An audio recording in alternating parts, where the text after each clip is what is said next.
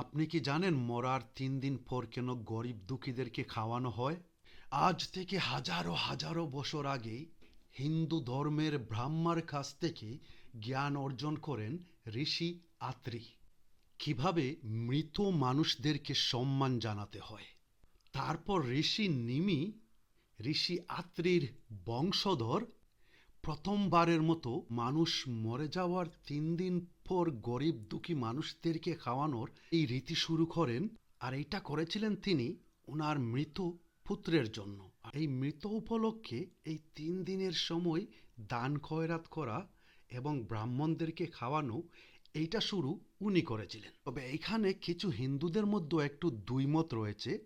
কিছু কিছু হিন্দুরা বলেন যে মুনি মনু এইটা শুরু করেছিলেন, আবার কিছু ক্ষেত্রে বলা হয় যে না, নিমি এইটা শুরু করেছিলেন। আর যেহেতু নিমি আত্রির বংশধর ছিলেন, এর কারণেই বেশিরভাগ হিন্দুরা সেইটা মানেন। আর সেই মরার 3 দিন পরে যে খাবার করা হয় সেইটাকে বলা হয় শ্রাদ্ধা। সেইটা করা হয় মৃত ব্যক্তির আত্মার সান্ত্বনার জন্য।